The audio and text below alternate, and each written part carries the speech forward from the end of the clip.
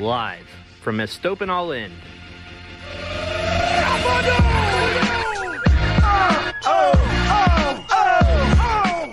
It's the Vamos Morados Podcast, powered by the state of Louisville. Welcome to the Vamos Morados Podcast on the State of Louisville Podcast Network. I am Zach. I am here with my buddy Benton. How are you doing this week, Benton? I'm doing fantastic. How are you doing today, Zach?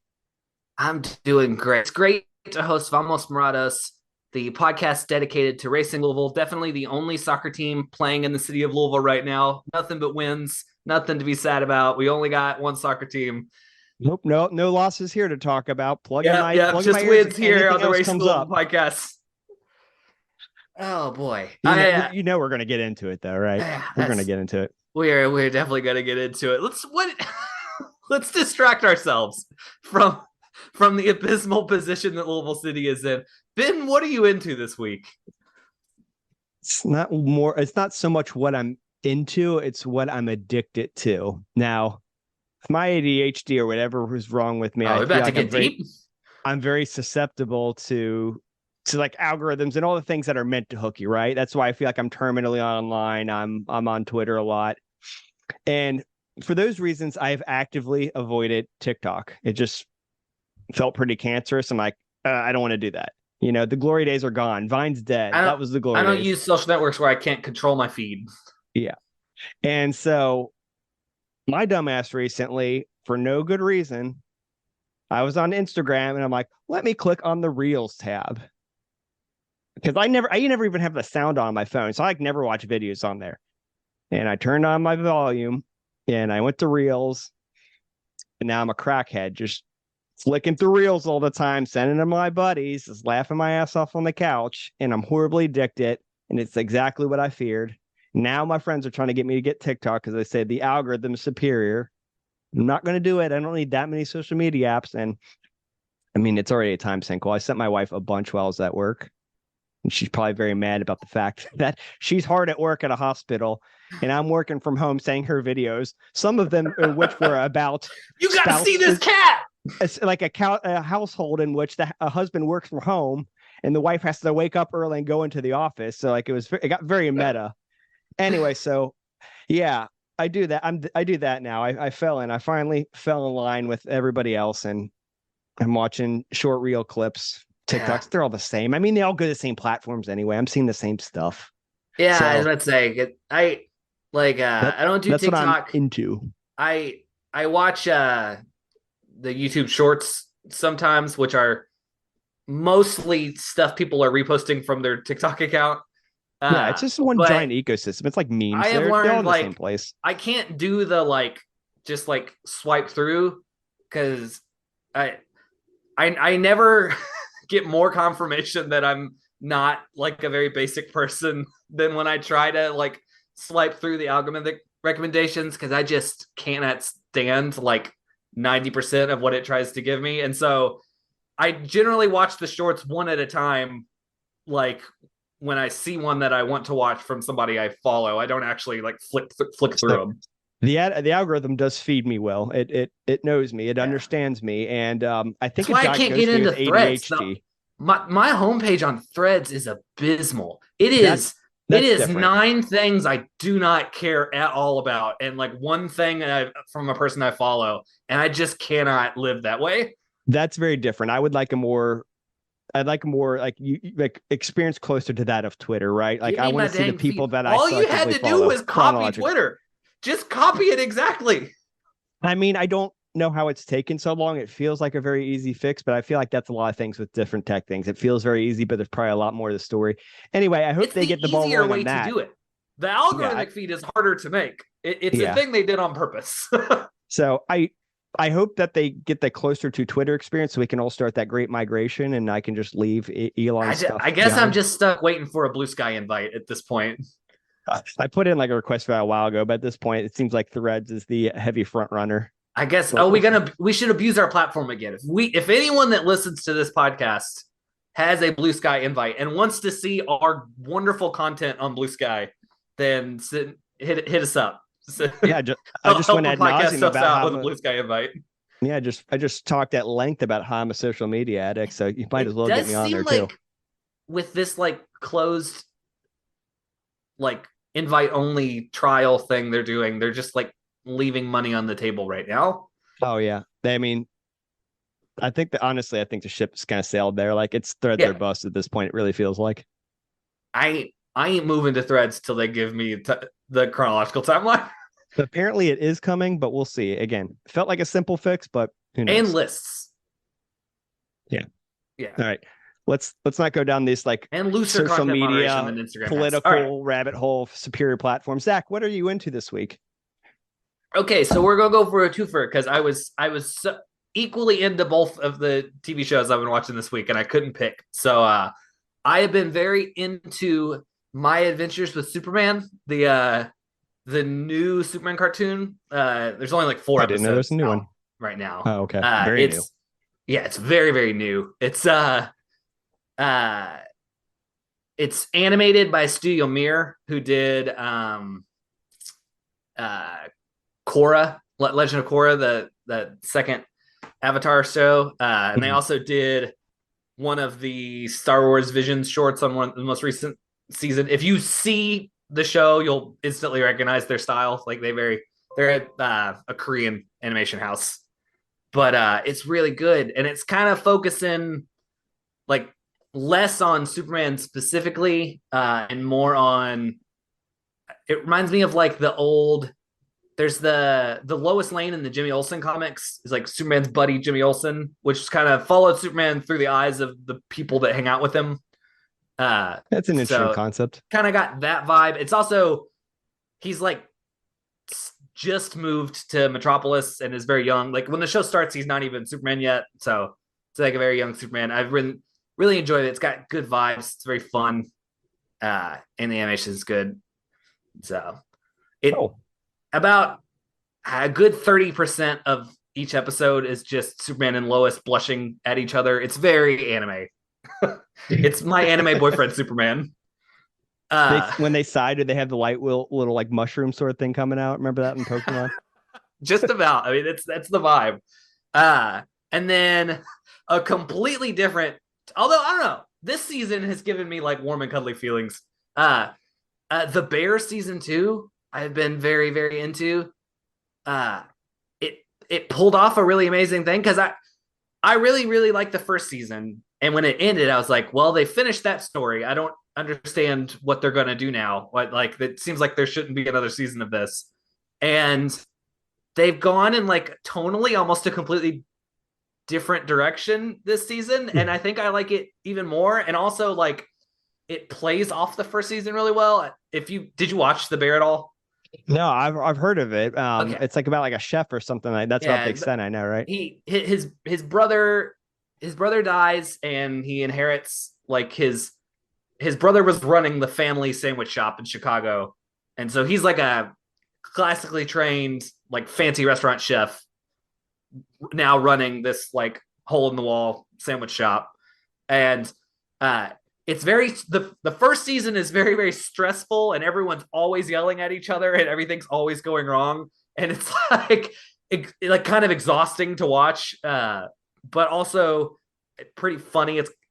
It's listed as a comedy, even though there's very little like outright comedy in it. But then this second season has been about like all of these like traumatized people with like things in their past that was the reason they were all yelling at each other in the first season, like working to get better and like making personal improvements in their lives. And it's just been very heartwarming to watch, and I have enjoyed it. It's been very good this season. It seems very like well crafted is the vibe I'm getting. Yeah. And they do have, no spoilers, but they've got one episode that's a flashback episode where they go full on, like maybe even more intense version of what first season was doing, just to like bring it back. But it kind of narratively, it's not as stressful because it's a flashback. So it's real good. I love it. The cast is great. The main guy looks like a sexy Willy Wonka. Love it. It's popped up on my Hulu feed before, and it's just one of the shows I haven't clicked on yet, but I'll have to give it a look. I highly recommend. All right, Zach. Well, how about we move on? We talk about a little football, a little soccer. Right, let's talk about some wins first. Yes, we will go chronologically. We'll talk about Racing Louisville's 2-0 win over Chicago. Never in doubt. Never in doubt.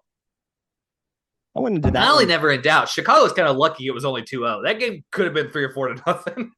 Right. I mean, I walked into it like, look, here, either I'm going to be satisfied and we win pretty convincingly, or I'm going to be disappointed because they somehow bottled it. And thankfully, it was the first option. I want to talk about. They finally were expected to handle a team in a game and did it. Which that's like a big. Yeah. I think that's like a big step for the team. That's not a position they've really been in before. Like coming into a game, like this is a home game against a team you've played good against this season. You are expected to not only win this game, but win it decisively, and they did. Yeah, it's certainly unfamiliar territory, and it was a nice feeling to have. And they went up 2-0 and didn't lose, which is a very nice feeling. Didn't give up anything. I really want to talk about that first goal by Jordan Baggett. So right before we recorded, touch on that shot. That's what I was gonna brag about. Because at first, look, she's so close to the goal. Like it seemed like, at just at first glance, it seems like it'd be easy, but when you really watch it, holy shit, that was really hard. Outside of foot, one touch out of the air. Yeah, perfect placement. Wow. Well, and also I'm gonna interject here. She was TV close to the goal, but not real life close to the goal, which is where she was standing. I think if you watch from the stands or on TV, you're like, that's right in front of the goal. But if you were to stand in that spot on the box, you'd be like, oh, I'm not this is not a trivial thing. I mean, for a professional athlete though, it's right there, it was, you're kind of in layup range, right? Provided that the keeper is out of position, you have some sort of advantage going for you. I hit clean though. It wasn't point blank. Yeah, and there was certainly opportunity for error, and that's what makes it so impressive. Again, one touch outside foot, fantastic, and so early in the match too, which is exactly what you want to see. Can I bring down some of this positivity a little bit? What? I had to sprint full speed across the concourse and watch the replay of that goal on the big screen because someone's daughter wanted to play in the playground and I missed both goals. No TV for you. I'm told that there's no electric out in the playground area. There's maybe that's something. Light. I'm just relaying what I've been told. I'm not saying it's not a problem that can't be remedied. A simple country electrical engineer, but I am pretty sure that the lamppost that is in the playground has electricity inside of it. Zach, all I'm going to tell you is that you can get anywhere and do anything if you walk confidently with the high vis vest on. If you're an engineer and you got the tools. No, I'm not. Electricity is not the problem. Cable. Does that count as vandalism if you do labor for them like that? If you run electric? I guess it technically would be. Just don't do it. Anyway. I think in general, companies do not like you messing around with their wires in a way that you could die. Especially when you don't have control of the breakers that cut things off and whatnot. Yeah, I ain't wiring an outlet live on a street lamp. Well, you got to see the goal in some way, shape, or form, and that's the important thing. It was I heard the crowd and just luckily my wife was there too to watch Chuck because I just took off in a dead sprint to get to where I could see the screen. That's funny. But yeah, so Jordan Baggett got the goal, I think it was the 11th minute. Only 2 minutes later, Ersig almost had a header. It went off the top crossbar. Yep. They were really knocking there for a little while. But then broke in again, 19 minutes, Paige Monahan. Boom. Was her third straight game with a goal? I believe it's the stat I heard. Fire. Yeah, she's on fire. Comfortable 2-0 having lead, a career year for a veteran player. The only one of only 6 players. Wait, was it 4 players? There's something really small like that. Yeah. I know exactly what I you're think it's one talking of only about. 4 players to score at least 2 goals in the last 5 seasons, 4 or 5 seasons. Yeah, it's kind of insane stat. Yeah, it was a stat the number you would have expected to have been higher. You would think if the bar was only 2 goals, you would have a much larger list, but Exactly. the pandemic is in the middle of that. So like a lot of players went over to Europe for a year and technically missed a season. Like yeah, there's a lot of weirdness there. Anyway, a player that has been in the league for a while having her best season at racing is a thing I have wanted to see, and it's so great to see it happening. Yeah, and I mean, she had a great match. I think she had another shot on target that really challenged the keeper. Like I think it took like, really it was like good a one-hand slap away. Yeah. I think she hit even like late in the match. It took another shot that rattled off of one of the posts. Like she was threatening. She was looking really confident. Yeah, she's a big part of that reason of why that easily could have been over 2-0. And honestly, like Chicago didn't have all that many chances. Like they were pretty toothless. They were pretty Louisville City like. See what I did there? Oh man, we're gonna talk about one City playing Pittsburgh at Lynn. Yeah, right. So I mean, a good night. And again, like you said before, not really a feeling we're really used to, walking into a match expecting the win and then getting it in pretty comfortable fashion. Like that's about as comfortable as it gets, right? Like you get 2 goals, you get them early, and you see things out. It would have been nice, obviously, just to bury them, like win like 6-0 or nothing. But well, I mean, and it's not like they weren't close to burying them. Like I said, I think very fortunate for Chicago to not have given up another one there. Yeah, exactly. So with that win, I mean, they're clearly top of the table in their Challenge Cup group with 12 points. Have they officially, I guess, clinched a spot in the playoffs? Like they have not. That's interesting. I assumed with the win there, they pretty sure they would have. So Kansas City's only 3 points behind them right now because Kansas City has 3 wins and a loss. So Kansas City's close. You know what? I mean, I think they might have clinched. I think they have not clinched first place is what in the group. I think yes, because Kansas City, so no, they haven't clinched because Kansas City could still pass them. If they get 2 losses and Kansas City gets 2 wins, then Kansas City will be first. Okay, so and then they would have to get that wild card. So really just avoid losing is all they have to do from here on out. I believe, they win the next game, they've clinched. Okay.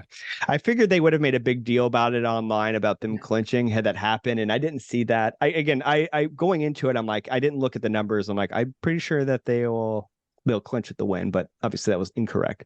But they're in a very they're in very good position. Let me look at I haven't paid attention to the other. So Courage have 8 points right now. Rain have 10, and Racing have 12. I think another win, depending on what Kansas City does, has a good chance of clinching it. Okay. Yeah, I knew they were in a really good spot. I mean, kind of turning into our competition, right? I was kind of ragging on it before, not putting a lot of value into it, but now that we're a Challenge Cup team now, Benton. Yeah, now you put some stock in it. Well, I mean, they've been good doing in the lead too. Jeff posted their record since like the end of May has been very good. Like they got all those draws at the start of the season, but since then it's like 8 wins. It's like 8-2-3, something around there. They've been on a tear lately. Momentum is certainly on Racing Louisville's side, and the vibes feel really good. And I knew eventually Racing Louisville would be like the beacon of hope for soccer in Louisville, and one day Louisville City might not be what they were. I just didn't think that it was going to be this quickly, you know? Boy, Racing could make the playoffs and City could miss the playoffs. That's like a thing that could happen, which I would have never guessed. It's not likely. Yeah, I mean, theoretically, I think, the playoff field's so big in the USL, but I was looking one day at they would be our 538 Racing champions. has like a 25% chance of making the playoffs, so it's not like the most likely thing. But they they're haven't in updated it. that. They haven't updated that model in like 2 months. You should not put any stock in that. They fired everybody there, and so now it's And useless. if nobody's running the computers there. Yeah, it sucks. I really liked referencing it, but it's kind of dead right now. So, but the point being is that racing's our beacon of hope, and we knew this would come one day. We were optimistic about it. I didn't think it'd be this soon. So, I mean, good on racing. They're doing well home and doing pretty well abroad. We got what 6 different teams to root for, and all of our players seem to be getting some time. If you can make it here, you can make it anywhere. It's what they say about Louisville, famous soccer capital of the country. Never in doubt. Oh boy, man! Did you see that? Men in Blazers posted. It looks like Racing Louisville's going to win the World Cup. Reminds me of when they asked Bastian Schweinsteiger about winning the World Cup with the Chicago Fire a few years ago. But no, I mean, we got a pretty good. We got DeMello starting games for the U.S. national team. Ari got a hat trick. I saw Wong in a Nike commercial. Wong got her own cartoon. Did she? It's an animated Nike commercial. I thought I saw her like in person in one. Maybe there's multiple. There might be another one, but she has one that's like a 3-minute animation about her. Oh, and this wasn't about her. There's a couple players in it, and she was one of them. So interesting. Well, she got one of the featured Nike because Nike's done. Let's see. There's like the Sophia Smith horror movie one, which is great. I could talk about the Nike World Cup ads for maybe a whole podcast because they've been pretty incredible. Dabinia has the one like juggling the thing in the convenience store. I haven't seen these. Oh, they're great. We're gonna run through them. But anyway, Wong Shuang has like an entire 3-minute like cartoon about like her journey across the world playing soccer. It's great. Damn, not too shabby. If you haven't seen the Sophia Smith one, it's really great because it's like a horror movie trailer, but it's a player on some generic other soccer team that's like sitting on the bus right into the game and looking at like a press conference of Sophia Smith talking about the next game.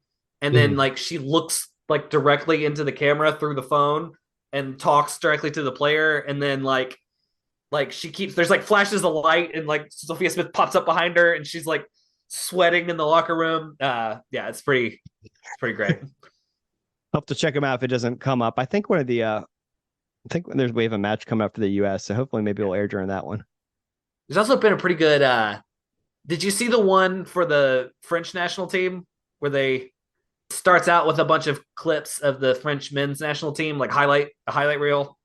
And then they reveal like halfway through the commercial that it's all been clips from the women's national team that they deep faked and just put the men's national team like they kept all the movements, but they swapped in the players from the men's national team. That's clever. Pretty cool. Yeah. I like that. The things technology can do now.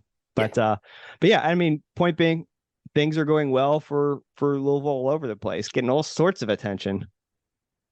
I didn't even mention Timby. Timby had a great game for South Africa. She is not credited with an assist because like it's one of those like she took a shot from a shallow angle and the keeper deflected it and it went right to another player to just like tap in. So but she created that goal. That was all her. Yeah. And the run up to it was incredible.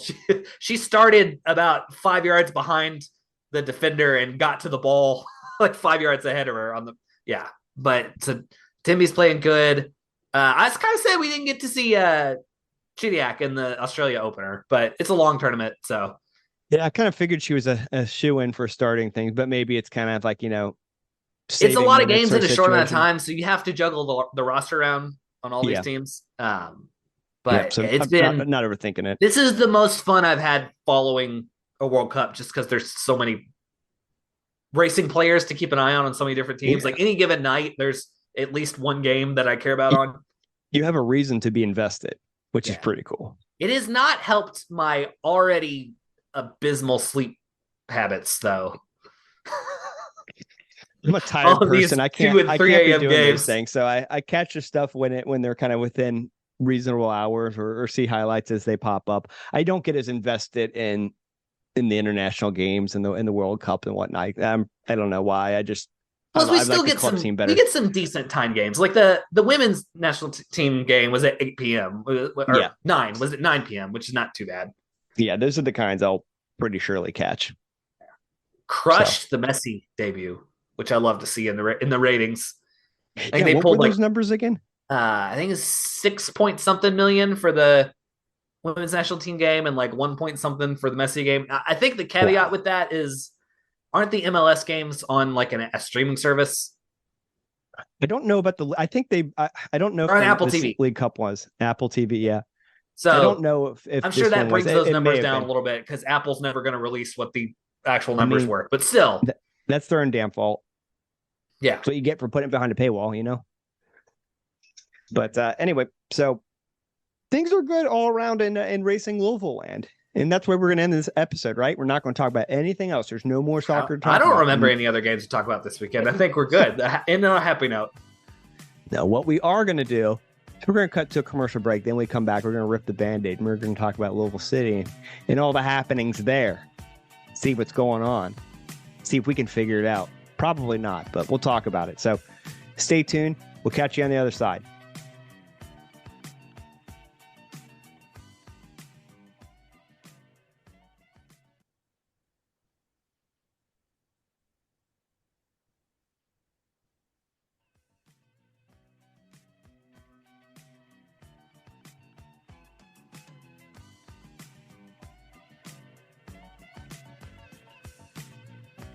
Welcome back to the Vamos Morados Podcast. I'm still Zach. I'm still Benton. And Benton, I'm still sad too. We gotta talk about the sad game. It's gonna bring me down. I was so happy about the racing game. Oh wait, I do want to, but just because I'm avoiding moving on.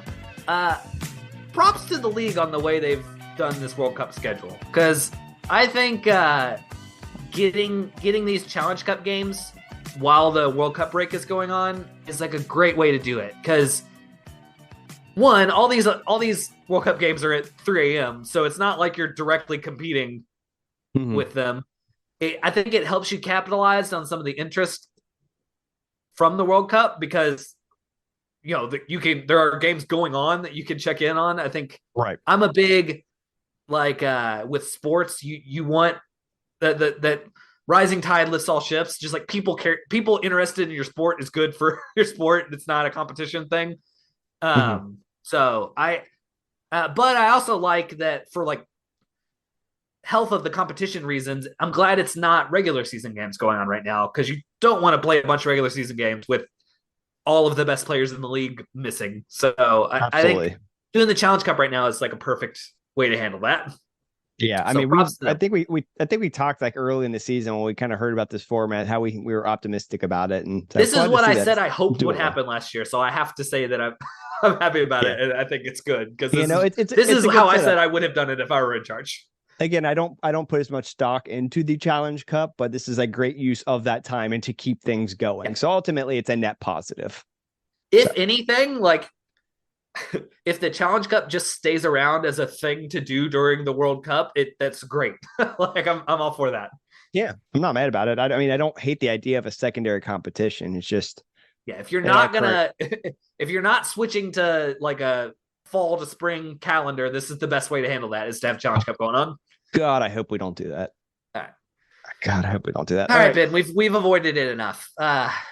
So Louisville City played 2 games since we recorded, but only one of them was since the last episode came out. So we're not going to talk about Detroit. The 2-0 drubbing about from ad nauseum. Detroit. You guys saw that. Nothing new there. Yeah, nothing new there. It was bad. It was bad. So we'll talk about Birmingham, where I entered with a touch of optimism. I was feeling so down after that Detroit loss. Like my optimism, like just kind of, I could feel it cracking and breaking. You could see me unraveling on Twitter. Probably I was tweeting during the match, and so that day I'm like, I'm a little optimistic. I'm like, look, Birmingham's good, but like if we can get something here, something to hang on to, like even a draw where we look good, like there's something to build from, and we didn't exactly get that, did we? Not so hot. We did go up early, which was off to a optimistic. good Things start. were good. Got Yeah. the early lead. A good Dylan Maris defensive is team like Louisville this season. That's the end of the game, right? 1-0 lead. Just close that out. Yeah, Dylan Maris's goal in the 34th minute, so well placed. He How did such did a he good hit job with that him. hard? That was like behind him. I mean, I'm Such glad guys incredible are just to contort your body to put the amount of oomph you put on that shot is incredible. Yeah, I mean, normally I guess I was just thinking we're having trouble scoring goals, that we want to be more selective and take the real big opportunities. But I guess another philosophy is just shoot the ball and see what happens. You know, sometimes you might get a good hit on it, or just something weird happens, and that was the one. It was a good hit. Look, ball bounces to you right there. There was no one to pass to. Ombi was offside from his run. So, like, I think the only thing he had to do was shoot. There were no other options. It was a convenient deflection off the defender who, like, I forget exactly how it panned out to this point, but he got kind of slid and knocked the ball right to the feet of Maris. So it was like basically gave him that perfect opportunity. He slid, knocked it to Maris's feet, and then was out of the play because he slid away from him. Yeah, so it worked out well. Perfect setup. But still, it was not good. an easy shot because it did not bounce to him clean. He had to really stretch to get to it. Yeah, it was talented. And I mean, I think there were moments early on where I was getting a little nervy about what Birmingham was doing, but we kind of grew into the match a little bit. I felt. I mean, we were I mean, even throughout the game, like as the whole thing progressed, we were largely doing what we wanted to, as in we were maintaining a little bit more of the possession and we're keeping the ball more so on their end. But that's been the story of the whole year, right? It's never been like we've been denied those things that we want. We just haven't been able to take full advantage of those. Meanwhile, the opposition is punishing us for the. Can I jump in with the thing I'm very concerned about, though? Yeah, absolutely. More power to him. Ombi is the source of any good thing that happens in the attack for weeks now. They are only generating chances through Ombi doing things, which is not good for a soccer team. There are 11 players. You cannot just let a dude in his 30s be the entire engine of the offense. Oh, that's the scary kind of long-term picture that we're dealing with here. That one goes more beyond the season, but thankfully for now we still have him. He's knocking wood. But it's still not enough. Again. I know. Yeah, I get you. But the source of all the good things that happen, but not enough good things are happening. Right. I mean, some is better than none, though. I mean, that comes down to part of that's a more longer-term thing. But you're right. Like, he's the only one that's been able to really consistently make things happen. Other guys have moments here or there, but for the most part, it's just him. I'd really like to see Wilson Harris get back in the mix. I think I do want to say, I think Elijah has been creative, and there's been sparks of that, but not consistently. Yeah. I was going to say, I mean, there's definitely been some unique sparks there, and I would like to see him get more game time just to see that come out a little bit more. But by far is the biggest. Was he the one that almost had the goal on that weird play where it got deflected off the goal line and then it went to the side and then somebody took a diagonal shot and somebody almost got on the end of it and it almost went in the goal 3 different times in one play and then we didn't get a goal out of it? I know exactly what sequence you're talking about. It was that goal line clearance. I think he had the shot there that started all that. One thing I do want to clarify on that play is it seemed like on Twitter and even the broadcast seemed to indicate that last ball went in the net. It did not go in the net. It went out. It was out. It was wide of the net. It was outside of it. So I'm not sure where that came from. But I did see it multiple places saying it went. I mean, it looked like it did. It was very close. Oh yeah, it looked like it, for sure. I don't remember who. Somebody was making the run on the post that just about got in there for an easy tap in. I don't remember who. Yeah. Anyway, it's weird. I mean, that was good on them for that goal line clearance. I think that was even before Birmingham's first goal too, or no, maybe they had their one, and that was it was after the first goal, but before the second goal. Okay, yeah, and both their goals were pretty similar in nature, set piece goals. I don't feel like that's an area in which we defenders not able to stay with a man. I think it was that first goal. Manny was marking him, and he got loose from Manny, and then Powell's was late on the cover, so he had a pretty easy. What's up? Why are you laughing? I was laughing because you said Powell's, and it reminded me of Did you acknowledge the fact that there were multiple times in that match where pals with Anderson Asadu, who's like 5'4", and it's like the tallest guy in the league and the shortest guy in the league were like paired with each other, and it's wonderful. In fact, I was thinking during the game, like, please God, I hope one of these photographers get a picture of these two like right with each other, and they did. So that's the picture I used for my write up on the website. But anyway, I just in real time, I was laughing my ass off about that. I thought that was so funny. But I'm sorry to interrupt. Continue. The height thing got me. So Manny let the guy he was covering get space, and then Powell was slow on the recovery, and that's how that first goal came. Yeah, giving up two corner kick goals in one game is rough. That's fluky, especially the one being so late. Historically, Louisville's been very good on set pieces. That's not been a problem. Right. That's why I refer to it as like fluky. It's weird. It's abnormal. And especially just the last got one was juice this season. It was so damn late that makes it hurt that much more, you know? Oh boy. I mean, sure, like other teams have gone through 3-game losing streaks before, but I was ready to be mad about a draw, and now I got to be mad about a loss. I would have been. I don't think mad would have been the right word if we had a draw. That's not like where I would have been. Like something to cling on to. Obviously not to our standards, but something's better than nothing, especially against a team I respect.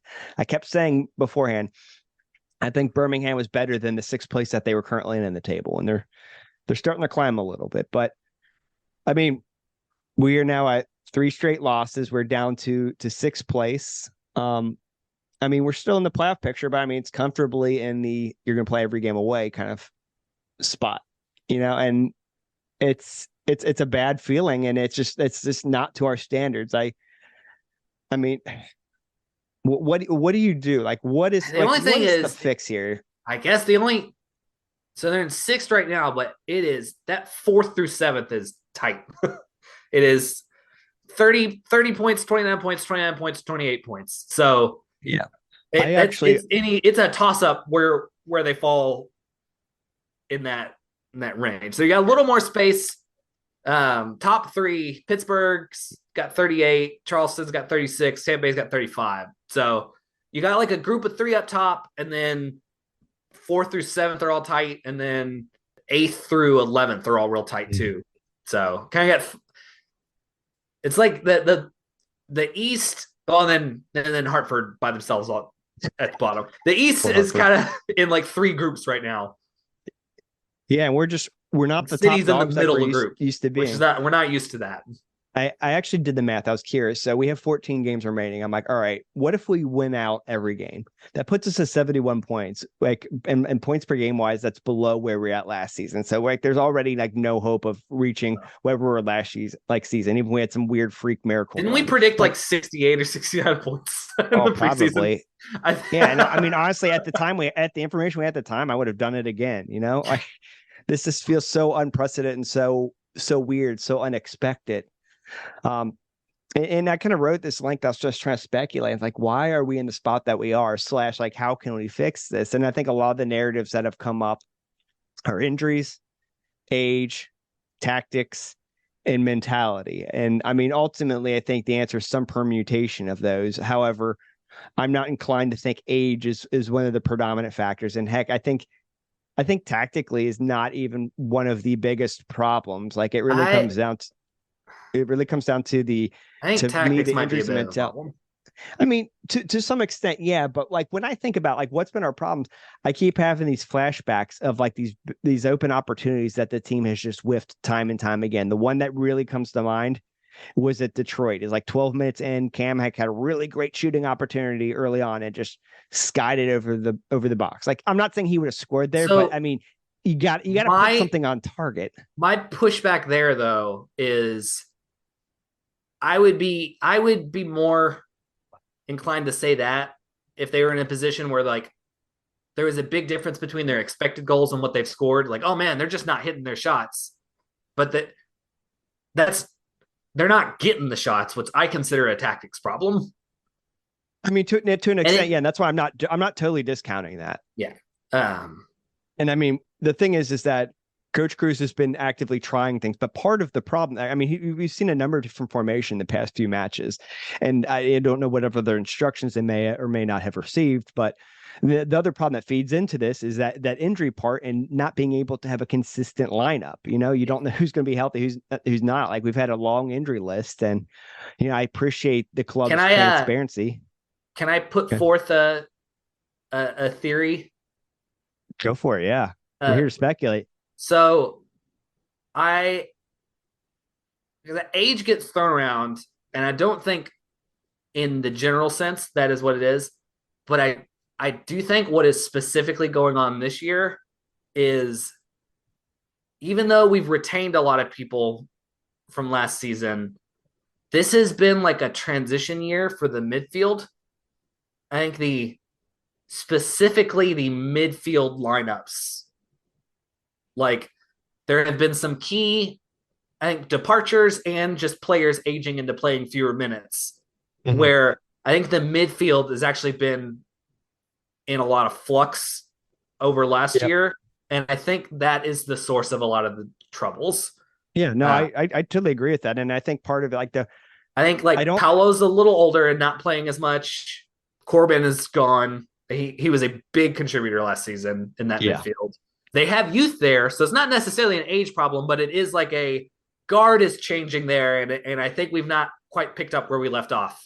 If when people are saying age, if they're more so referring to it's more palatable to me that the argument that the younger players that are supposed to be backfilling these older guys are not stepping up. That one totally hits home. Like that resonates. That makes sense. I don't disagree with that one at all. But saying that we're bad because some of these guys are old, like that's But no, I think it. It's a minor thing.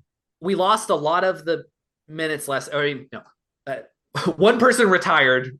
Another person is not playing as much as he used to. And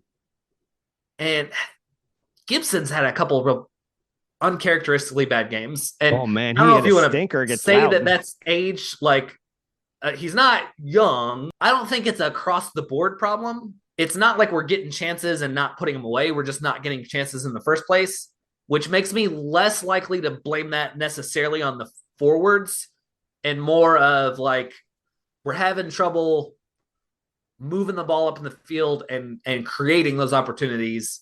And that feels like a midfield problem to me. Yeah. No, I mean, I certainly think there's both of that going on to an extent. Like Rasmus Stelfson, like he's just been like consistently okay. Like he's not hit that good yet. He hasn't broken through the level in which I thought that he would get to. And especially by this point, he's just been very mediocre. He had a bad game in Detroit, particularly. Tyler Gibson, you talked about, had a few uncharacteristically like bad matches and moments. And Carlos, who's essentially his successor, is not like fully ready to go like game in and game out. In that like attacking midfield position, we've seen Winder there a little bit, and there's been sparks, but it's not been consistent. Yeah. Paolo's been playing a lot fewer minutes than he has in the past. As he should. Yeah. Yeah, and I mean, Niles only just recently returned. I think that'll hopefully give them a little spark. Niles big. Niles still real great. And missing like Jorge, as frustrating as he could be at times. Like, I mean, you would like to at least have that option, right? Jorge is good to have because Jorge gets you lots of opportunities. And so it doesn't matter that maybe Jorge doesn't hit as many of them as he should, because the volume makes up for it. Yeah. Yeah. So if anything, I know Coach Cruz is definitely missing the competition. Jorge's great at expected goals. Yeah. So, and weirdly, like our defense has honestly been pretty good this season until kind of recently starting to like falter a bit, which has been kind of much weird and random. Like, I don't know. I feel like that came out of left field a bit, So like you posted a bunch of charts comparing this team to teams of past. That's what I do. On the defensive ends of things, from both the expected goals and the actual goals given up standpoint, they are completely like in line with what previous Louisville City teams have done. Louisville City has had a very normal defensive year. They've allowed about as many goals as they have in the past, and they've allowed about as many chances. When we look at the full season, I agree as they have in the past. So the defense is not the problem. They are not scoring not only are they not scoring as much as they have in the past, they're like significantly below where they've ever been. No, the only point I was trying to talk about is like only recently has it kind of felt like it's gotten like suddenly shaky, right? Like against Detroit, like man, like they could have easily had 4 goals on us. Like Birmingham, like letting in those corners. Detroit. Well, Detroit did have 3 goals on us. Yeah, well, I mean, it could have been even more than that. I'm not. We got away with one that they should have been awarded in the beginning. Yeah, we were mad about not having goal line technology before, and now, man, I'm a big. We should never have goal line technology. No. That was a payback call for all the other crap that we went through. Yeah, I mean, like, but I mean, again, I agree. With... Absolutely destroy the crossbar, too.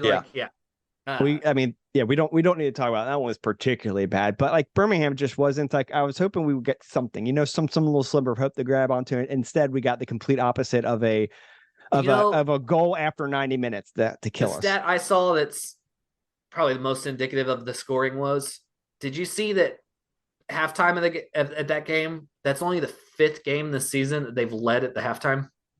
Oh, I didn't know that one. I didn't know that one. Yeah, which is just that's a you're not scoring thing. Like, yeah, so you have to score a goal to be ahead of halftime. It'll be interesting to see how things kind of pan out over these next few matches and kind of, I guess, what's being done behind the scenes to rectify this or what they're going to roll out, right? And, keep tinkering tactically, different players starting, like who's getting healthy. Like there's a lot of like different elements to follow ongoing with this painful situation that we find ourselves in. Frustrating. Anyway, you want to talk about a little bit of roster news? Let me hear it. I think they've only scored multiple goals in like 2 games this season. You're right. It's like 2 or 3. It's very low number. It's only 2. The only 2 they've scored more than 1 goal. It's just a completely uncharacteristic thing from them. All right. Give me the roster news. Yeah, so the roster news recently came out that Enoch Matiti Mushagalusa is going on loan to San Diego Loyal. In return, we got transferred Kyle Adams. Kyle Adams, the Kiwi. How good of an attacker is he? See, that's the thing. He's going to solve our. Is he? Oh, I'm sorry. I guess I was just complaining that the midfield was the issue. So I'm sure he's a midfielder. Here's the thing. It's defensive depth, and we are one injury away.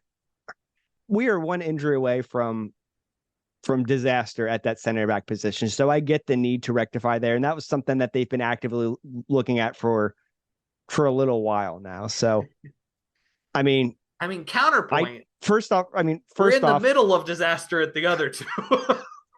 Right. Honestly, like the departure of Matiti in my mind, like not the biggest thing in the world, right? Like he hasn't done all that much this season along with everybody else. I've been pretty unimpressed with them. Like I feel like a lot of times he was just dribbling straight into attackers and trying to do a lot on his own, and it just really was not productive. If he could lean into being a creator and really embrace that role, I think you get something different out of him, and there's a lot more value. But it just didn't seem to be clicking for me. So not horribly shocked personally at this one. But I mean, I'm with you. I still hope that there's ongoing looks at what we can do on the offensive end, or heck, even the kind of midfield sort of position. But I'm not going to knock him for getting that center back depth and that competition there that they so desired. I mean, that's the exact reason why Jordan Scarlett was in the mix in the first place. Yeah. All right. Let me throw this out there. Zombie have like a younger brother. Are there any other Ombies out there? Because if it's going to take too long to grow a new one if we clone him, so that's not a short-term fix. Well, no, we can do the Django Fett thing where they sped up the growth thing, right? Like, didn't all the clone soldiers they grow up faster? It gets how far is Camino from here? Yeah, that's if we get an Ombi with like 3 eyes. It's not what we want. That's a Star Wars reference for you guys who were unfamiliar. Man, I wish we had a younger Ombi in the mix, a young Ombi in the wings. That would be pretty phenomenal.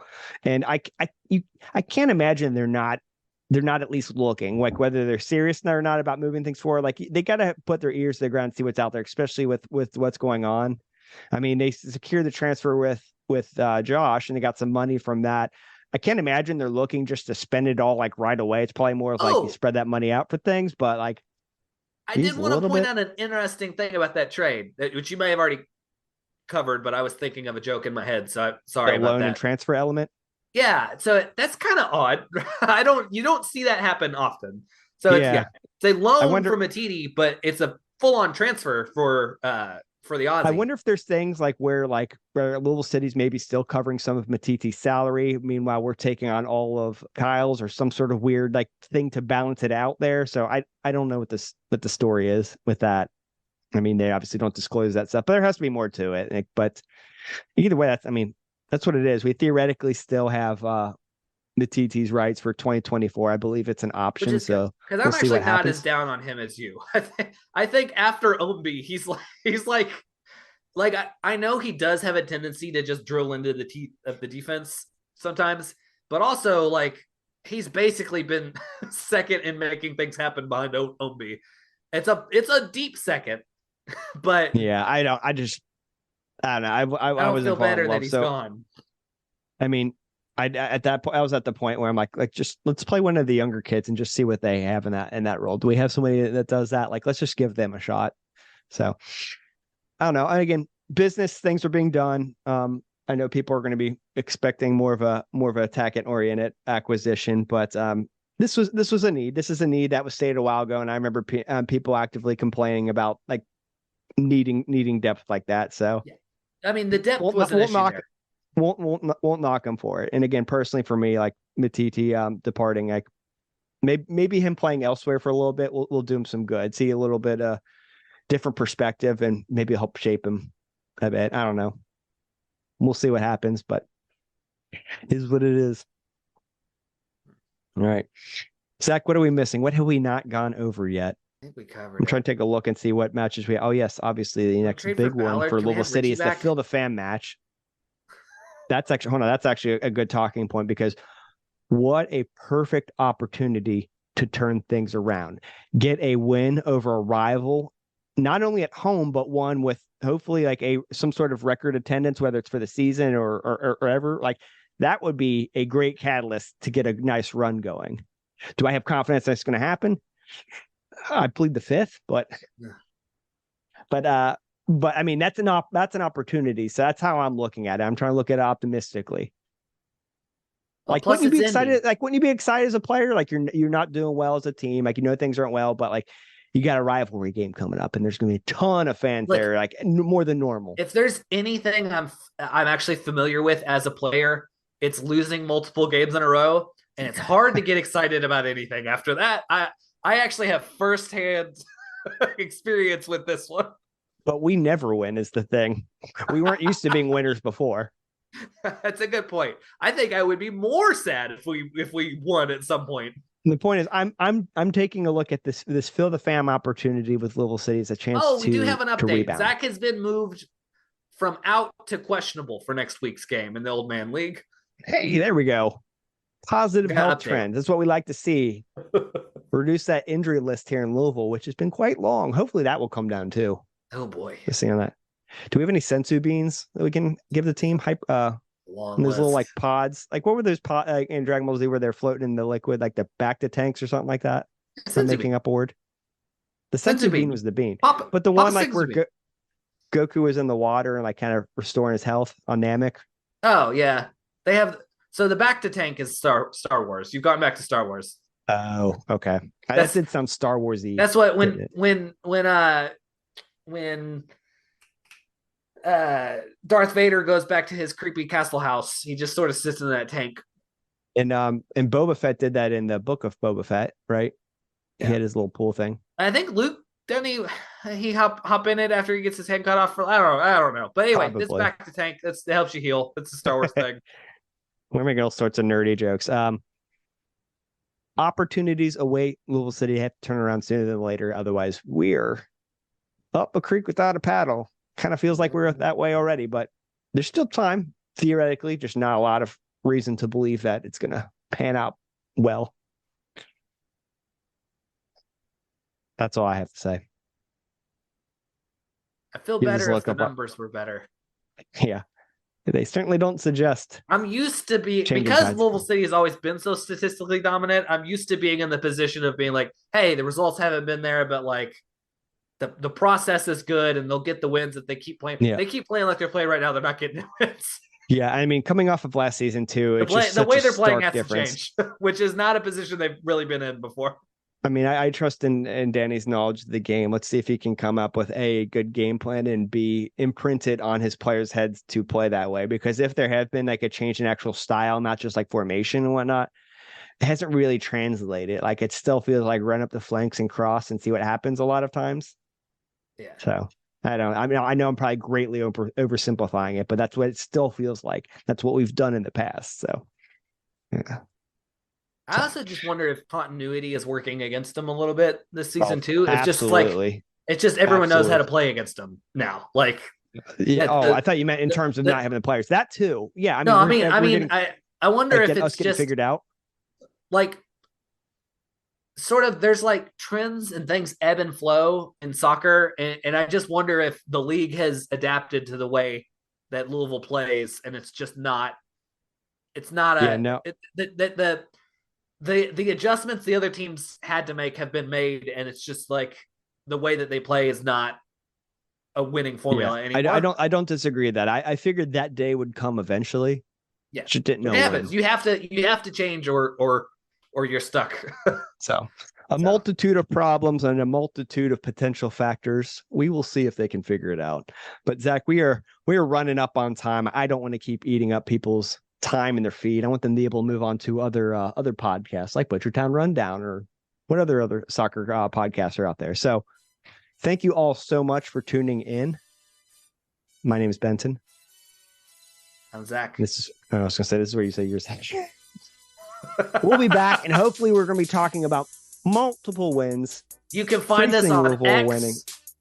I am Jesus Christ. You can find me on X for about another week until I finally get that blue sky invite. I'm done.